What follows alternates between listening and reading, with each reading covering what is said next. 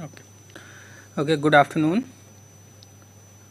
Today's topic is Geographic Information System Concepts and Analysis. So, basically, Geographic Information System, we also call it GIS. So now it is popularly known as GIS technology, but it is very useful for many regions. In the sense that if you want to collect the data related to the earth or its features, then you can collect in the form of the different formats, or you can analyze in the computer systems, and finally you can generate some useful information which can be further used for many applications or even in the decision makings.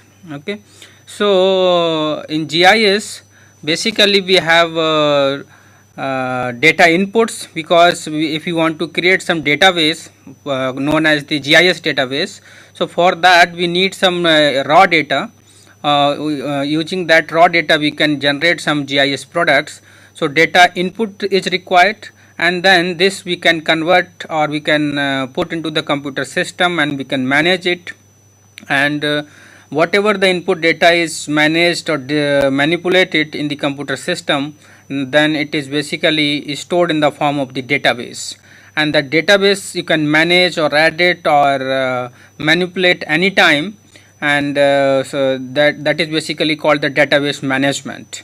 And once the database is there, then you can perform n number of queries related to the data which is there in the computer system, and you can perform certain analysis in order to generate some useful information from the data available within the computer systems.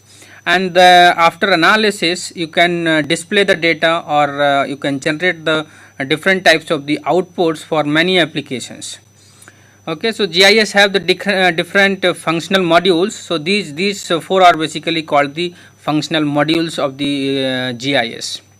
And in nutshell, GIS is a computer based system which requires the hardware, software, and the people as well as the data input for the database management and the generation. Now GIS is also works as a toolbox, and or we can say GIS is a tool for solving different types of the problems related to the geography and the other data sets. So you can say that based on the toolbox, you can say this is a set of the tools, because different types of the tools are there. One tool can be used for one purpose or more than one purpose, but in GIS there is a collection of, or the set of the tools basically arranged or stored in the form of the softwares. Okay, so now this is also called a system, and particularly known as the information system, and which is used for the data capturing and the storing the data, and then retrieving some useful information, analyzing certain data sets, and then displaying, which are especially referenced to the earth. Because the name here is the geographic, it means whatever the data is there that is geographically referenced, means whatever the data is there that is related to the some part of the earth, means spatial information or positional information is also linked with the data set, and that data set you can handle in the computer systems. Okay, so both the type of the data, for example you have the attribute data of the any type of the feature, as well as the spatial data of that feature. So both the data, spatial as well as the non-spatial information, non-spatial data sets, you can analyze into the GIS systems. Then characteristics of the geographic data, as I already mentioned, there may be spatial data as well as the non-spatial data. So spatial data is nothing but the maps which you have already seen. So these types of the maps are basically called the spatial data, and the attribute data is basically the data about this spatial data, and that attribute data is basically stored in the form of the tables. So that sometimes also called the tabular data or attribute data, or the non-spatial data, because the location of the data set is not mentioned in the attribute tables. That's why it is also called the non-spatial data. So you can classify the data as a spatial and the non-spatial, or non-spatial data you can say the attribute data or the tabular data sets. Okay. So spatial data is basically represents the physical or actual size of the features on the earth surface, and what is the shape of different types of the features. And this spatial data can further divide into two categories. One is called the vector data, another one is called the raster data. So vector data means this data, the map of India or the Uttarakhand or the Dehradun, this is basically called the vector data or vector spatial data, because this data is represented in the form of the polygons. Each state is basically representing one polygon. So this polygon is basically a part of the vector data set. Similarly, other type of the geometries are also there with the vector data sets, like the point data set and the line data set. Here it is the polygon data set. So we can say in vector data sets, all types of the features on the ground we can represent in the form of the point or line or the polygon. So point means if you want to mention different types of the ATM locations or different types of the location of the poles, electric poles or other poles. So point types of the features you can digitize or you can mention or you can store into the computer system in the form of the points. Okay, and some linear features are also there on the earth surface, like the rivers, canals, railway lines, roads, etc. So those you can represent in the form of the line features. Okay, so line features are also in the form of the spatial data. Similarly, other areas, you can say the particular space is there or coverage is there for a particular area, then you can represent in the form of the polygons. Okay, so for example, the states or the district boundaries or the wards or any types of the fields you can represent in the form of the polygons. So point, line, polygons you can be assigned to the linear or point and the polygon features on the earth surface, but all these are basically the spatial data sets. And on the other side, the raster data set is also there. So in raster data set, all the area over the earth surface is basically covered in the form of the grids, or you can say in the form of the pixels, or you can say in the form of the rows and columns, or that is just like a matrix. So that is also a form of the spatial data set, but non-spatial data set is only stored in the tables, and this non-spatial data is basically linked with the spatial data. For example, the one row is there, so one row is corresponding to one polygon, and since one row is occupied by many columns, so each column is representing one type of the attribute of that particular polygon. Okay, so that attribute, for example, this FID 0 means that is representing one polygon here, and then shape is polygon, then ID is 42, then area is this much, population is this much, population 1, then ward name is this one, population 2, density, etc. So different types of the information related to polygon 1 you can mention here. So you can say one polygon can have n number of the attributes. So those attributes you can put in the tables, or you can store the different types of the information in different columns, and this is basically called the non-spatial data set. Now more than that, we can also relate the data set with the spatially referenced or geographically referenced data set, so that you can have this particular features belongs to which area or where on the earth surface. So that spatially reference facility is there in the GIS systems, and the attributes you can assign, and attributes basically tells what is there and what is that particular polygon or what that particular line or the point features. Okay, and then spatial relationships you can assign how the population is related with the density, or population is related to the ward number, etc. So spatial relationship you can is linked with the attribute and the spatial data sets. And then temporal components you can also assign or linked in the computer systems. Then coming to the components of GIS, because as I already mentioned, in computer system, if you want to generate the GIS data products, then four things are required. One, first of all, you need the computer system, it means hardware is required. Then in order to process or store the data sets, you need the software. So software is also a component of the GIS, hardware is also a component of GIS. And once you have both the things, then you need to have some raw data sets for generating the products. So the data is also a part of the GIS, and above all, you basically process the data set, you will give some instructions to the computer system. So you are also a part of the GIS system. Okay, so these four things you can consider as a component of the GIS, like the hardware, software, data and people are the components of the GIS systems. And the sources of data, there are n number of sources. You can collect the raw data or raw material or raw GIS data from n number of the sources. There are different websites from where you can download the data set, or you have certain instruments with you, you can collect the data from the fields, that is also the source of the input data set. Or you have some certain hard copy maps or historical hard copies are there with you, then you can scan it and you can use as a input data of the GIS system. Or you have certain remote sensing products, satellite products are also the raw product for the GIS systems. Or you have the GPS data sets or total station data set or automatic weather stations. So whatever the instrumentations are there, whatever the satellite data sets or historical data sets are there, which basically you are going to use for generating the GIS products, it means all these are called the raw data or the sources of the input data sets for the GIS products.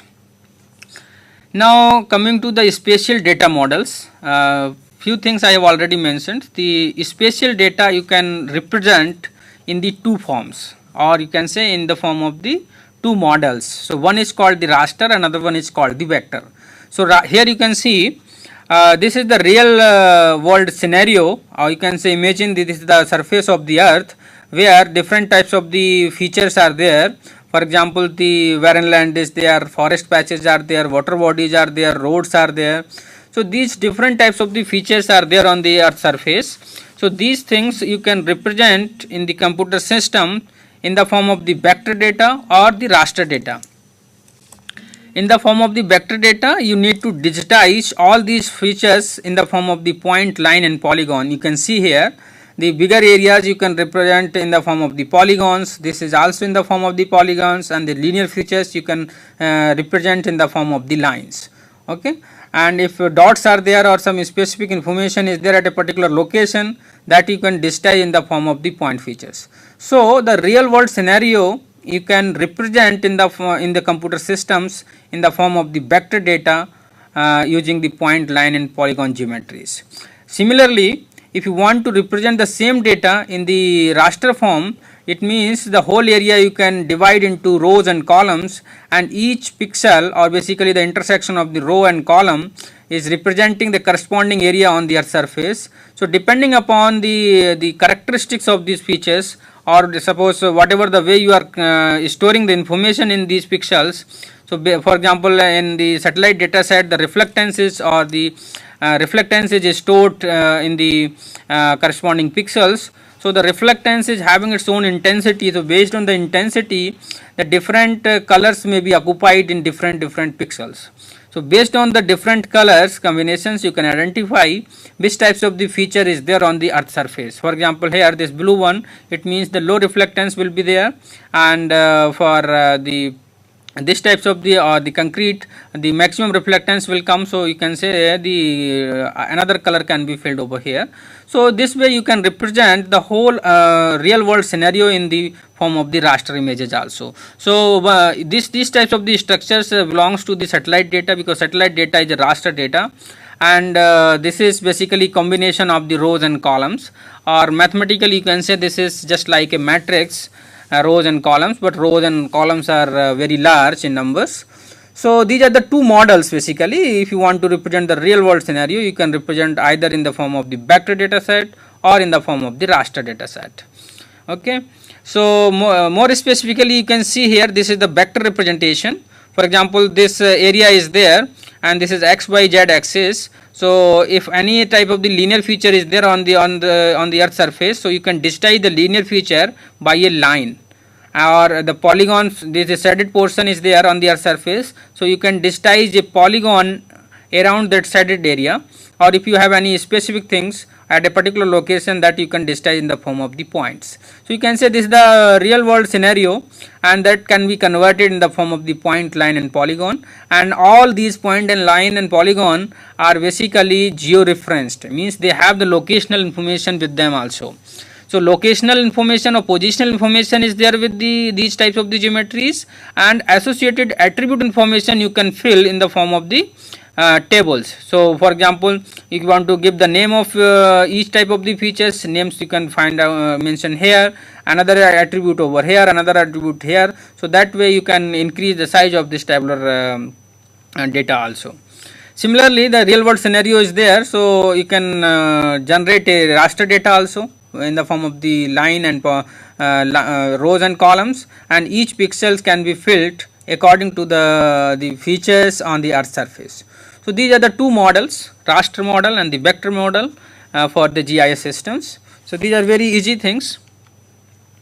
Now this is another important slide, which is basically related to the data preparation. Suppose somebody is interested in the preparation of the GIS data sets. So what are the different steps? Means first of all what we do, and then second what we should do, and then next, then next and next, and finally what we can generate. Okay. So step by step description is there in this slide, and more than that, at each and every step basically we make certain mistakes, and those mistakes are basically reduces the quality of the final product. So here the heading is the data set preparation or GIS data set preparation, and the sources of errors. So sources of errors are everywhere, means whatever the step is there, means here these are the steps. The first step is this, then second, third, fourth, fifth and so on. So at each and every step we make the errors. Because of those errors, the quality of the product will reduce drastically. Okay. So our effort is at each and every step we should be careful, and we should minimize the sources of errors at each step. If we cannot remove the errors 100%, but we can minimize the errors. So the first step is the conceptual models. Means suppose you want to handle the agricultural problem, so you want to generate a GIS database for the agriculture domain. Okay. So first of all, basically you need to conceptualize a perfect model for agriculture. These types of the information is required for many regions. So first of all, basically you will conceptualize. You mean some decision makers or some head of the institution or organizations, they basically conceptualize the model, and then next step is the data collection. Means the job will be done by some other person, and this conceptualization of the model is done by some other person, or you can say the decision makers. So at the time of the conceptualization of the model, people, though they are the higher officials, but they are also having their own limitations, and because of those limitations they are also making certain mistakes, and those mistakes are basically reflecting in the form of the errors in the GIS system. So those mistakes may be because those limitations may belongs to the decision makers or the model makers or the real world models also, because whatever the agriculture field you are choosing, so there may be different types of the characteristics over that particular field. So because of the real world scenario, certain limitations or certain errors can be introduced at the time of the conceptualization of the model. And this planning or conceptualization of the model can also be affected because of many things, or because of the people involved in this, and those people have certain limitation due to their experience and their level of education and their culture and the beliefs, values and personalities. So these are, you can see, these are some social terms, but these terms also affects the conceptualization of the model. Or you can say, if the conceptualization of the model is not perfect, it means some error is there. That error will go to the next step. or you can say that this step cannot be done perfectly if the conceptualization model is not perfect. So you can say because of certain things the conceptualization of the model is not perfect, though this is the first step. Okay. So because of certain mistakes, some error is there at this particular level, which is first level. So that error will go to the next step. Okay, and the next step is the data collection, and data collection is done by some other persons, or you can say GIS expert or GIS workers, etc. So GIS collection or data collection you can do from the many sources, and those sources are divided into two categories. One is called the primary sources, another one is called the secondary sources. So primary sources means if data is raw data. For example, techniques of the geodesy, you are collecting the data, that is called the primary source of data. Photogrammetry techniques you are applying, or remote sensing data, or the surveying data, means directly if you are collecting from the field. So, or you can say this is the immediate data. So that is called the primary source of data. And if you are collecting the data from the secondary sources, like existing topo maps are there, or coverage maps are there, or hard copy maps are there, or some topo sheets are there, it means those topo sheets or hard copy maps you are using into the computer system. It means these hard copy maps are already prepared by somebody else. So so now you are using it, it means this is the secondary source, not the primary source. So either you are collecting the data from the primary source or the secondary source, and that data is also not perfect, or because that data is also having their own limitations, either in terms of the resolution or the technique applied. So because of these limitations, you are also introducing certain errors at the time of the data collection. Okay. So the some error is there at this particular level, and some error is coming from the previous step. So now here you cannot say ki both the errors will be balanced, but the errors never subtracts from one to another one, but they are basically either multiplied or the adding up. Okay. So at this particular level the error is basically increasing, and that error you can further classify into different ways, because the data collection may be not perfect because of any mistakes of the surveyor or the person who is involving in the data collection, or he is taking the wrong inputs or wrong input data set he is taking, or he is doing faulty surveys. So because of certain these reasons, certain errors are basically introduced at this particular level also. And those errors or uncertainties you can classify like the spatial or the positional errors, and then time means temporal errors, theme means thematic errors or the attribute errors, and further you can classify like the systematic errors, human errors, random errors, and then there are different types of the errors like mean error, absolute error, root mean square errors. These are different positive error, negative errors.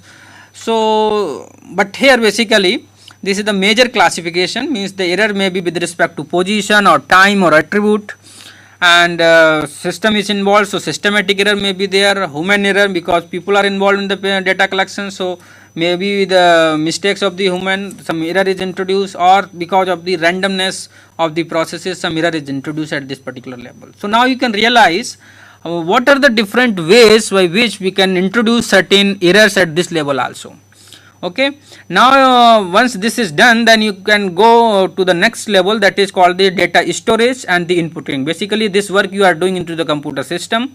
So whatever the raw data you have collected, you have to directly store into the computer system, and then you can input or modify that data set.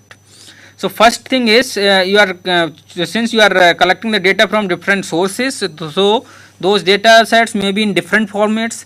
So you want to open all the data set at a single platform, so that time you need to convert all different formats into a single formats. So when you are converting, it means and format conversion errors are also there. Then you are basically georeferencing the input data set, so georeferencing errors are also there. Digitizing, and the digitization is also not perfect, so that is some errors is there. Then poor definitions, that is basically called the vagueness, or disagreement on the definitions, that is also called the ambiguities. So because of certain things, some error is also basically introduced at this particular level. and error is here, error is here, error is also here. It means all of them are basically moving towards the next step. So that movement of the errors from the initial stage to the higher stage is called the error propagation. So the next step is the data manipulation, analysis and the processing. So at this particular time level, basically we are using different types of the tools, so GIS tools, to analyze this stored data or the inputted data. So the tools are basically made by using different mathematical formulae, or you can equate the tools as a formula.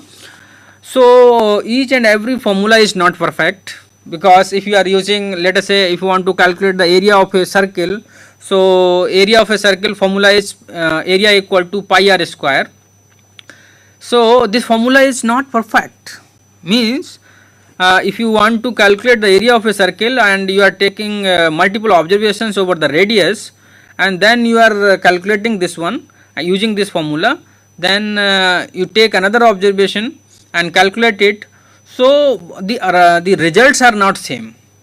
My point here is you are taking the different observations over the radius, so there may be different approaches of calculating the area, though the formula is same. Formula is area equal to pi r square, but since you are taking observation over the radius, so there may be one approach like you are taking the mean of the radius and then you are calculating the area of the circle, or another approach may be like you are calculating the area for each radius. Each radius means each observation of radius, and then taking mean of all the areas, okay, for each observations. So if you are comparing the mean of areas and the area calculated by taking mean of radius, so both the result will not be same. So that time you can realize this formula, though it is so you are using the same formula, but approaches are different and you are getting the different answers.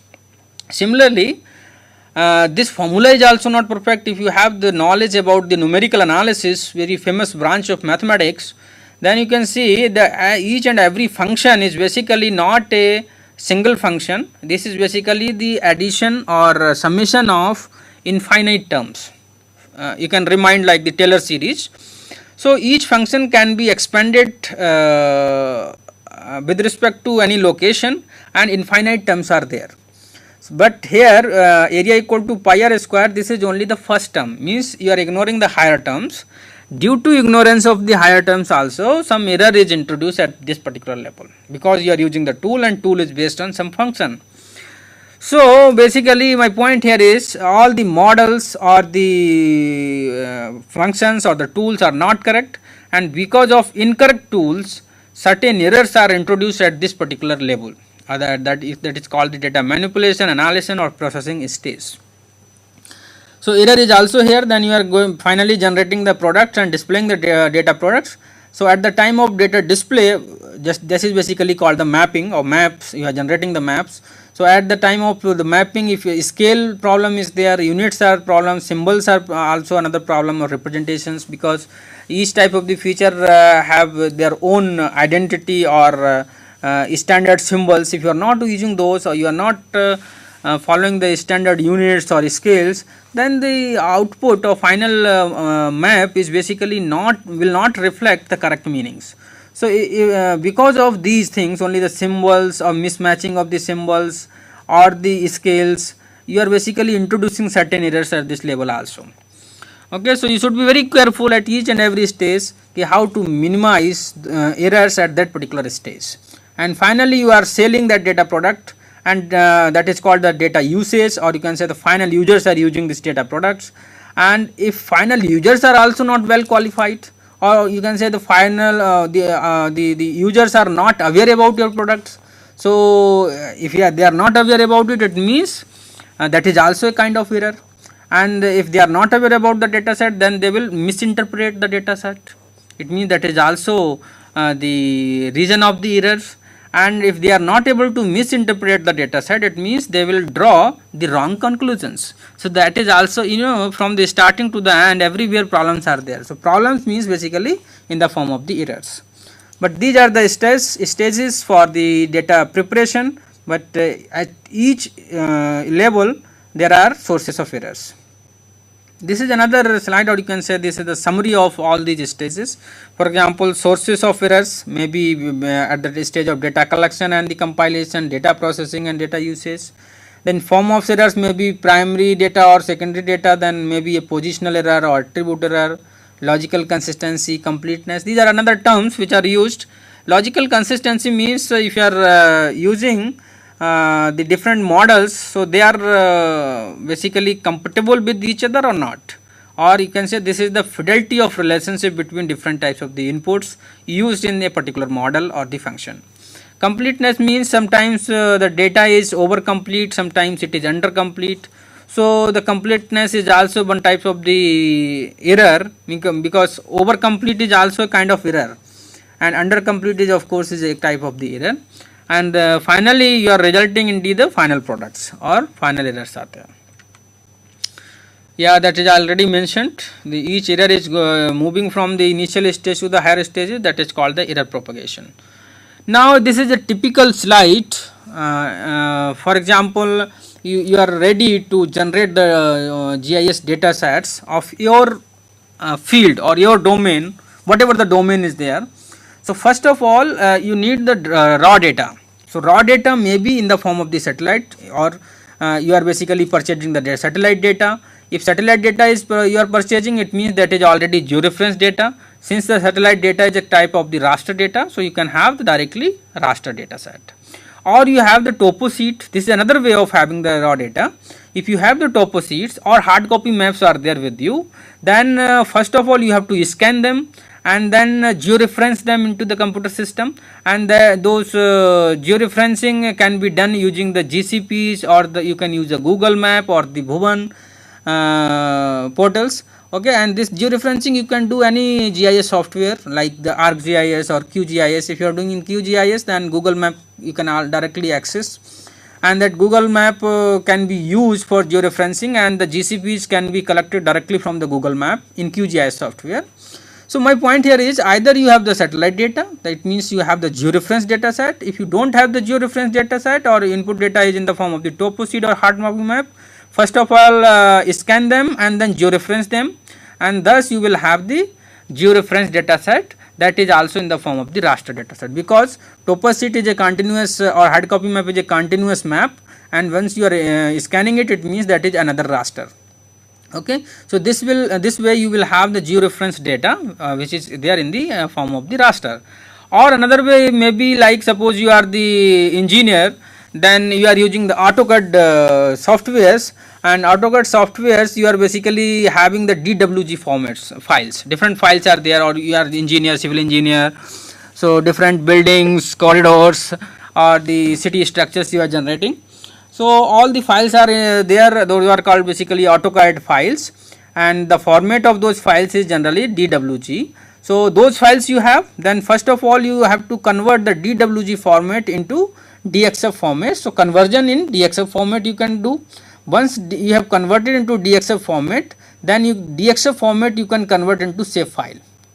Okay, so conversion in shape file. Once it is in shape file, or shape file is basically vector data. Okay, and once you are having the vector data, then you can georeference it after a fine transformation and putting the GCPs etc. And this vector set data set you can georeference. Then finally you will have the georeferenced data, and that will be in the vector form. Okay, so this vector form you can directly use into the computer system, and this raster data you cannot directly use into the computer system, but this data you can use for generating another vector data set, or you can say this data set can be used as a background layer, and over that background layer you can generate the vector data set. Okay, so now you can see here, this is the database, database creation in another step. And in database basically three types of the geometries you will have, like the buildings, parking, panels. These are the polygon features, or you can say polygon geometries, and these are the roads, water pipelines, electrical cables etc. These are the line features, and poles, trees, water tanks, fire hydrant points, inspection chambers etc. These are the point features. So basically you have created the different layers with these names, with the different geometries into the database, GIS database. Then what you will do is, whatever the vector georeference vector layers you have, those vector layers you can directly import into the database. And another way, and since you have if suppose all the vector layers you don't have, only few vector layers you have, those you can directly import here, but other layers you don't have, so those layers you can create using this raster data set. So what you will do is, the georeferenced raster data is there, then you can edit it, editing, digitization, attribute filling you can do, or you can say this you can use as a background layer, and you can open these layers, and these layers you can digitize over the raster layer. It means these layers will basically have the data. Once you are digitizing it, it means the entry of the data is basically started.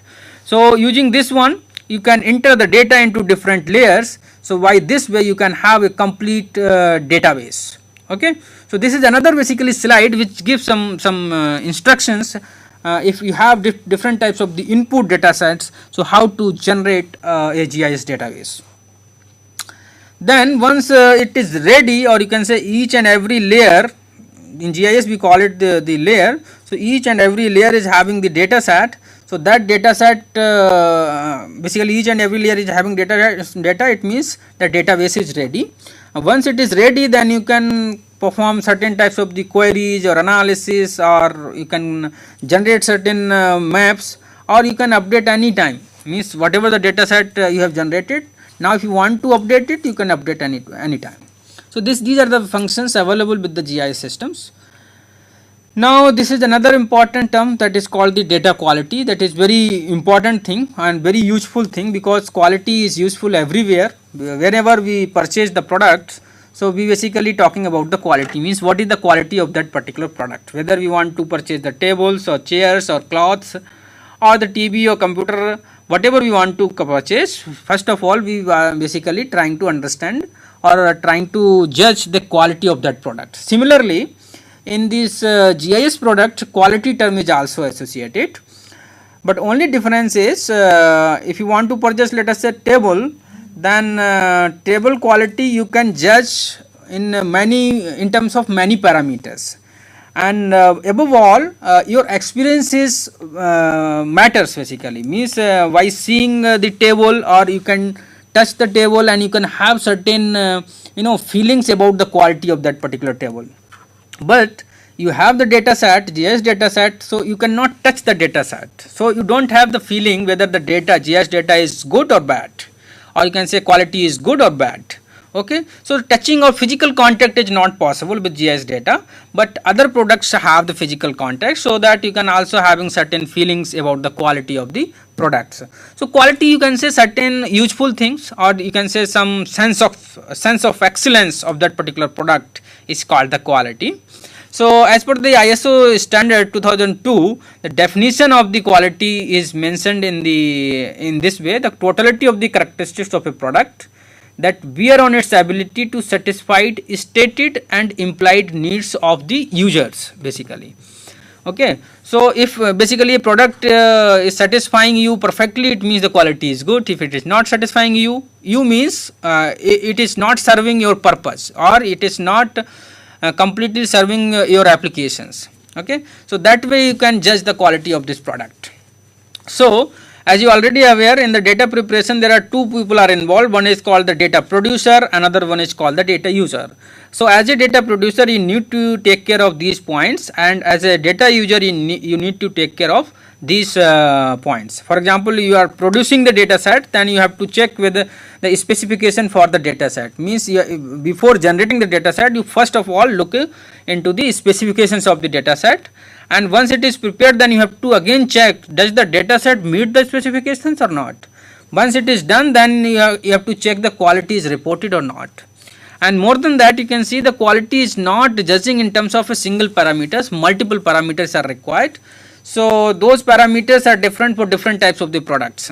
So for the GIS data products, those parameters are also different. Okay, we will see those parameters, or you can say the elements of the quality. So I think in next slide we will discuss those things.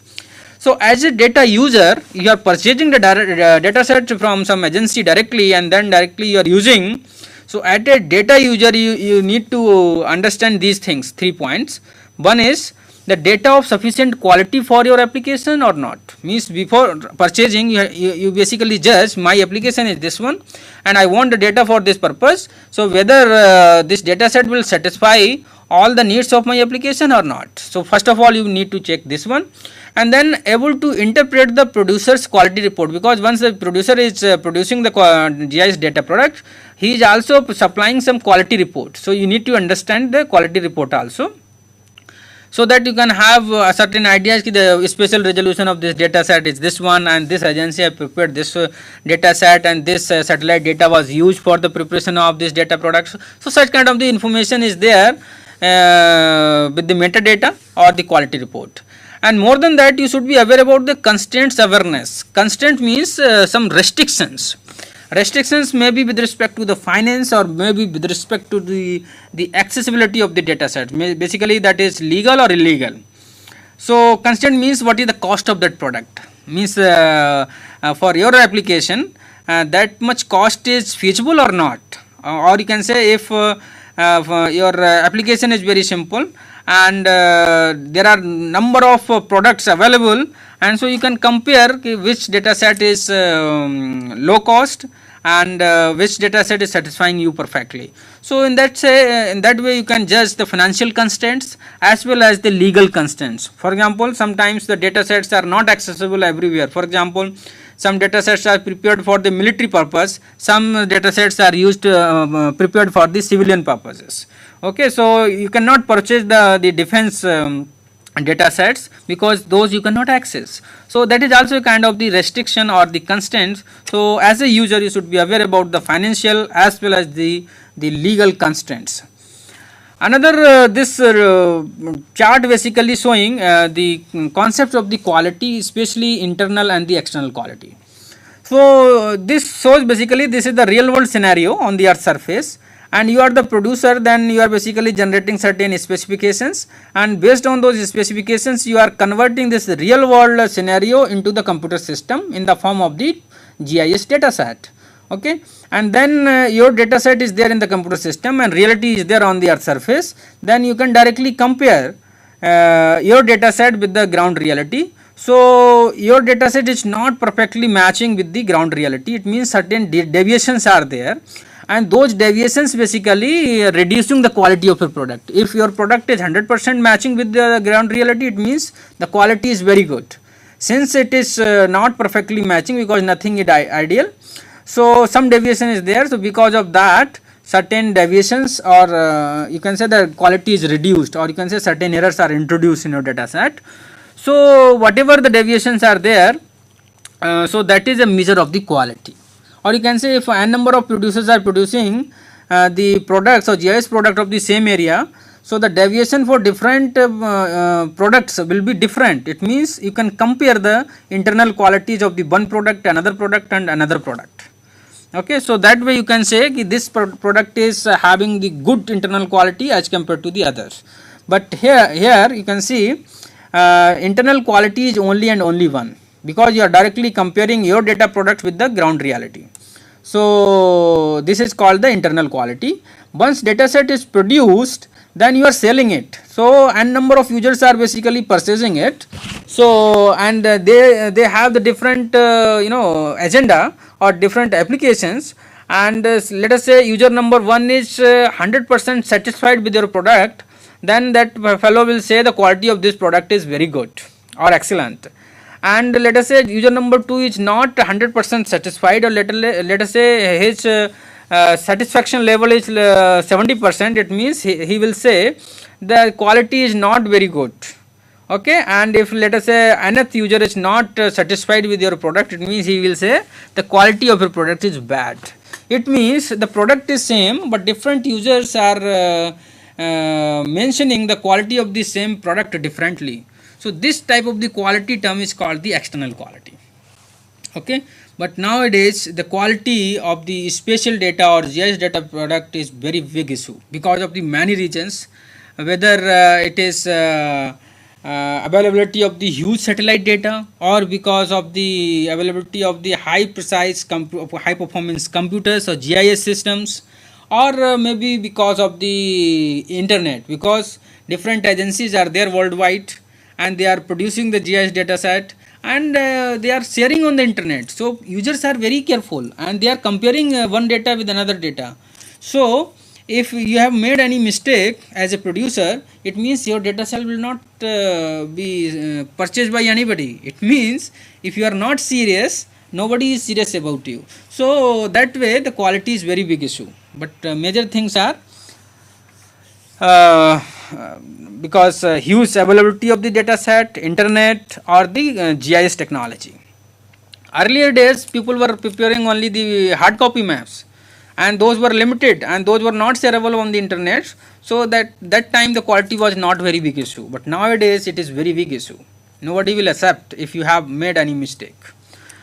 Now we will start around the GIS database. So database is nothing but you can say structural format into the computer system, so where we can store the GIS data set. Okay, so this is the example. For example, you have the books and then you have the cabinets.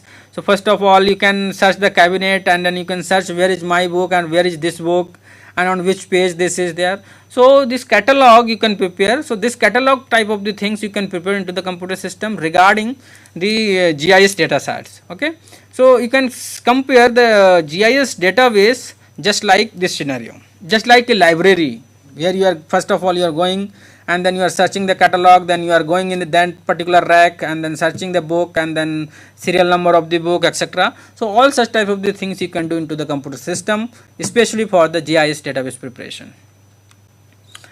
Then what is DBMS? DBMS means database management system. This is also a computer based system where you can perform or store or construct or manipulate the database.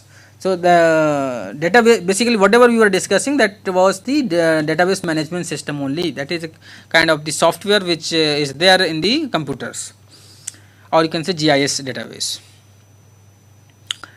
Now basic database concept is, this is also very basic requirements. For example, you want to handle certain students in the classroom, and at the university level or college level you have the database of the students. They are having basically their roll numbers, classes, their ages, and different types of the status, whether they have paid the fee or not. So all such information you are basically putting into the registers. Okay, so all these informations you can put into the database directly. So few things you can put into the tables, and tables are also having the records and the fields. Record is just like a row, which I have already shown in the attribute table. So one row is called record, or you can say one row is corresponding to one student. So in that one row different columns are there. So in different columns you can mention what is the age of this student, in which class he is, or what is his roll number, and in which section he is, like that every record you can mention. And that is called, one row is called the record, and each column is called the field. So single item, or you can say in one field one information you can store, like this one. Suppose this is the table and the name. So this is the column, this is another column, another column, another column. So one column is one field, another column is another field, like that. And these are the records. One row means one record. Name is Smith, like user link is this one, phone number is this one, college number is this one, class is this one, like that. So this types of the field generally we are putting into the registers, but now you can directly put into the computer systems. Now typical functions of the database management system, like the controlling the redundancy, because if you are using the hard copy registers, it means if multiple records are there in the register, you cannot control them, or you cannot catch them directly. Either you have the mental intelligence, that way you can find out this student is having the double records on this page or this page. But if this types of the things are there, you can directly catch into the computer system. So you can say you can control the redundancy into the database, and restricting the unauthorized access, because in computer system you are putting certain authorization, or you are basically giving some username, password, etc. So that way you can restrict, and providing the multi-user interfaces and representing the complex relationship. For example, you can put the certain queries, and then based on those queries you can sort out, means suppose 100 students are there or 1000 students are there, you can perform certain queries, and you can screen them, sort out them, shortlist, select, and waitlist it, like that. That way then things you can do. And the enforcing the integrity constants, you can also mention here. Providing the backups and recovery, means data sets you can put or you can take a long term backup rather than putting the multiple registers here. Then advantages of the databases are like data independence, efficient data access, data integrity and security, data administration, concurrent access, crash recovery, reduced application development time. So all these are the advantages of the database. Now coming to the geospatial data analysis, we will spend 5 to 10 minutes over this. So now till now we have understand GIS is having either vector data or the raster data, and then database management system is there, and spatial as well as the non-spatial information is there, which we can analyze further. So how we can analyze those things we have to see. Now questions a GIS can answer, like the location, where is, what is the, at what place, and condition you can apply, means these types of the questions may be there in your mind. So all types of the answers can be answered by the GIS system. For example, you want to analyze the pattern of a particular things, like the what spatial pattern exists over this particular data set, that you can analyze in the computer system. Modeling you can do, and then like the why we want to do, answer the geographic questions, like where is the nearest school to my home, means this is the spatial context, means this is the query with respect to the spatial distance. Then the make informed decisions, if you want to take certain decisions or you want to take any actions or changes. So these are the things by which we want to apply the GIS, and all such types of the question can be answered with the GIS systems. And the methods are like the simple queries or spatial queries. Single layer operations can be performed. Multi-layer operation, single layer means only one GIS layer is there, you can perform the queries over the single layer, or multiple layers are there, you can perform the questions, or you can say you have the queries which requires multiple layers. So multiple or your question, your query can be solved using multiple layers also. Then surface analysis, like what is the water flow, in which direction water accumulation or flow accumulation, like that. So surface analysis can be done. Network analysis, like what is the shortest path, what is the closest facilities around this particular facility, or what is the vehicle routing problems, postman problems. Those things you can analyze very easily in the computer systems. Then point pattern analysis, like the if you want to perform certain interpolations, those you can perform into the computer systems. Spatial modeling you can do if you want to identify a location or suitable location for the construction of a particular school or your building or any warehouse kind of things. So the site suitability analysis you can do into the computer system, especially in the GIS system. Then what role does GIS play in a spatial analysis? So this is already explained. So you can say you can handle the geographically referenced data set, spatial attribute data entry and update capabilities are there with the computer in GIS system. Data conversion functions are there, storage and organization of a variety of spatial and attribute data, manipulation of the spatial and attribute data, and then presentation of display capabilities are there with GIS systems, and spatial data tools are there. Those tools you can see now. Yeah, you can remember or you can point out in GIS system, especially for the spatial data set, there are different tools for the vector data as well as the raster data. Means the same tool cannot work over the both the data sets, like the raster or the vector. So for the vector data set, if you want to overlay the maps, then these tools are there, like union, intersect, point in polygon, line in polygon, polygon on polygon. So these are the overlay functions over the vector data set. Similarly, the map manipulation, dissolve, clip, append, eliminate, update, erase, split tools are there for data manipulation. Proximity analysis like buffering, multiple ring buffer, point distance. Pattern analysis tools are there like the spatial autocorrelation, nearest neighbor analysis. Network analysis like shortest path or shortest route, and then closest facility, service area analysis. TSP means traveling salesman problem, BRP vehicle routing problem, CPP Chinese postman problem, MST minimum spanning tree problem, SDP supply demand problem. So these are related to the travel as well as the transportation problems, you can say. Based on the raster data, you can see the functions are local, focal, zonal, global functions are available in GIS system. Map algebras are there like operations, Boolean algebra, relational, arithmetic. Functional may be there, mathematical, logarithmic, arithmetic, trigonometric, power, terrain analysis, derivatives, contours, slope, aspects, hill set, view set, hydrology analysis, flow directions, etc. So here you can see the logical, arithmetic and relational operations like A and B. Suppose two layers are there and you are performing the AND operation, then you will get this types of the output. Means one layer is there, another layer is there, and both the layer are having certain common portion with them. It means, and then if you are performing the AND operation, so whatever the common portion is there, that will be highlighted. Similarly, if two layers are there and you are performing the OR operation, so the entire area will be. So this is the simplest. These are the based on the set theory. So all these operations are available with the GIS system. Similarly, arithmetic operators you can apply, plus, minus, multiplication, division.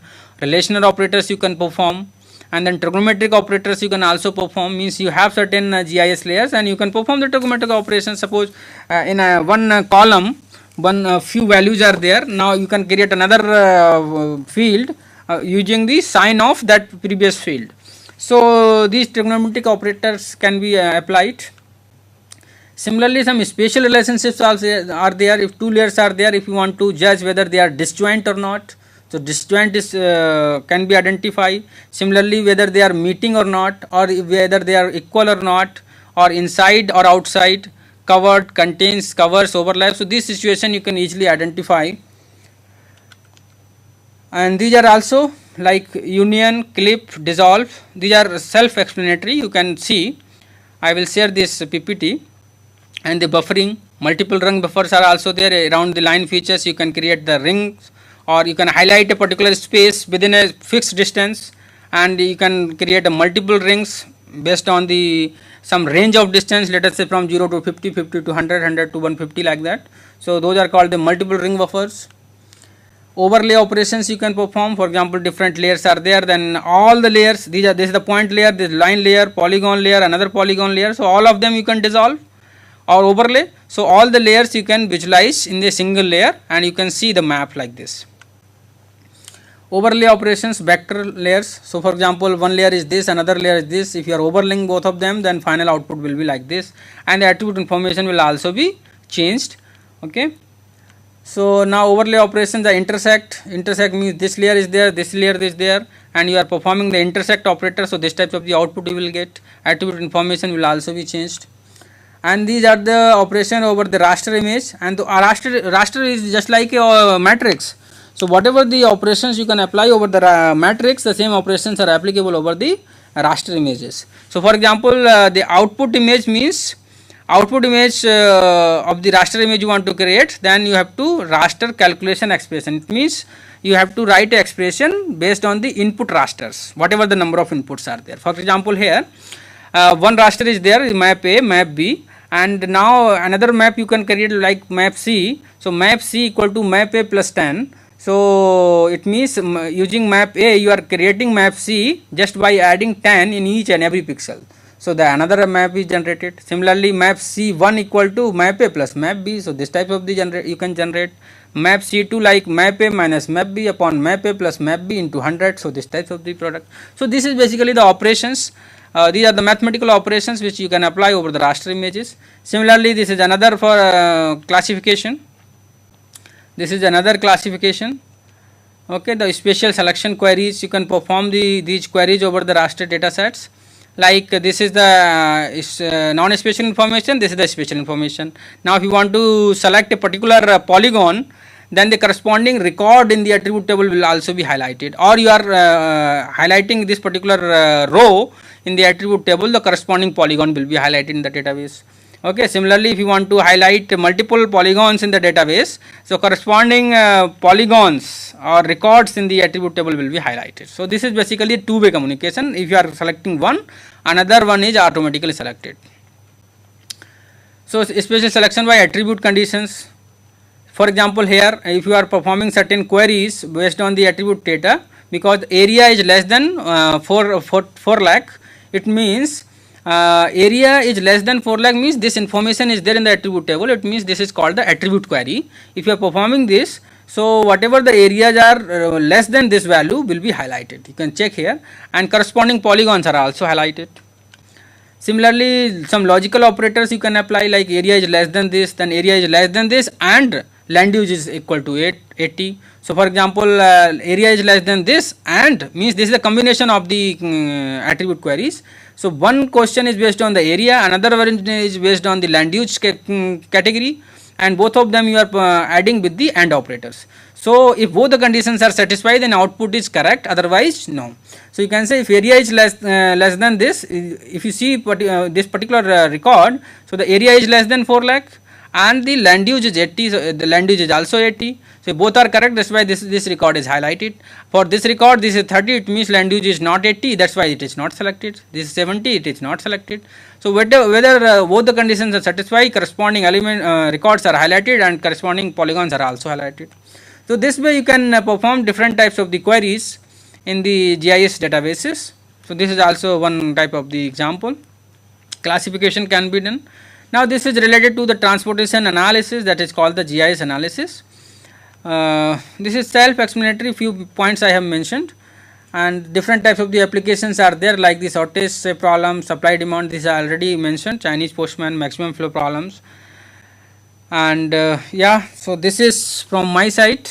Now if you have any query, you can mail me, or you can paste here. Thank you very much.